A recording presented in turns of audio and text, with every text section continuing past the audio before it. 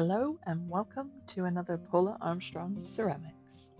So for this video, it's a little short one, but it's showing you how you can make your own maker's stamp that you can use to sign your pieces of artwork that you make.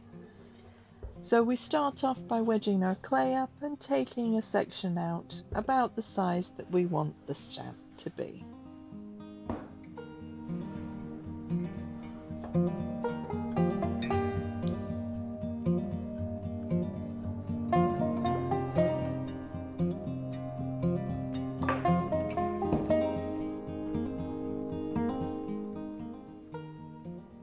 Once we have our piece of clay cut out, we're now then going to shape it a little bit to the stamp. Now my maker's stamp is a circle shape, so I'm going to roll the end of this so that it becomes round. I'm watching because as I roll the clay, the end, I get a little dip in the end, so I'm making sure that I'm cutting that off so that I don't have to deal with the hole in the end when I'm trying to put my pattern on the end of the stamp.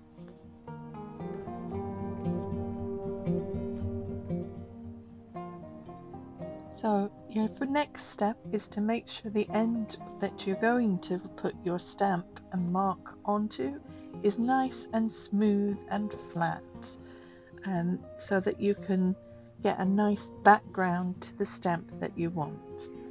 As I say, my stamp is round, so I've left this rounded, but you could change the stamp shape and turn it into a square or any other shape that you'd like.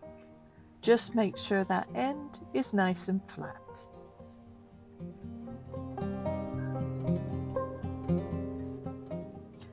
So I'm going to use a little ball tool to put in the letters. Now my stamp is the letters PA for Paula Armstrong, and so all I put in is some little dots to start with, so I'm pressing the clay down. If you scrape straight through, what you'll get is little bits of clay lifting up that you'll then need to clear out. Whereas if I'm pressing down like this, I'm pushing the clay down and I don't have to deal with quite so many ends of clay. You still have to do the tidying up and clear everything. I do find that using my nails, the backs of my nails, is a really nice tool for keeping the surface nice and flat.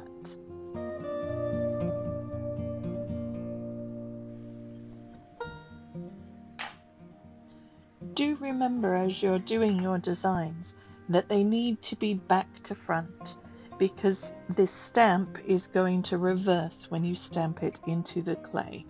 So especially for letters, make sure that they are the wrong way round when you put them onto your stamp.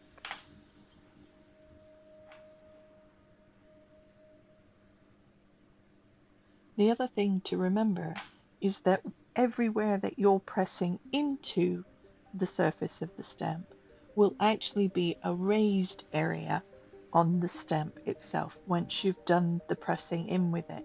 So in the case of my letters for my PA are actually raised areas while the flat is pressed back.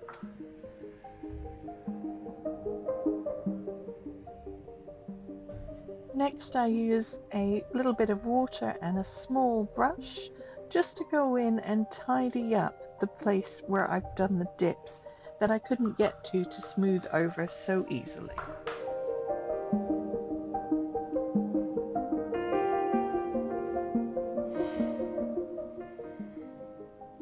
It can sometimes be a good idea just to mark the side of your stamp with what is actually on it, or the other end of the stamp, so that you can identify the stamps without having to look at the stamp end. This is particularly useful if you're making lots of different types of stamps.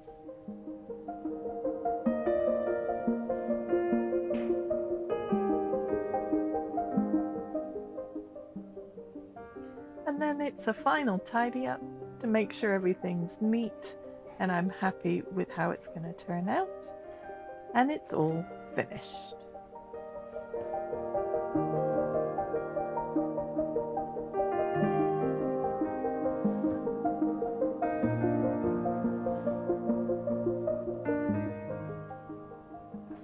And in true Blue Peter style, here's one I made earlier. As you can see, this is only fired to a bisque temperature. So for any stamps that you're making to press in clay, it's best to just fire them to your bisque temperature. This leaves the clay porous, which means it won't stick so much when you press it into the clay, and will give you much cleaner stamps. You can either use your stamp to stamp directly into the clay, or like me, you can do a little disc and attach that to your pieces. I hope you enjoyed the video, and thank you for watching.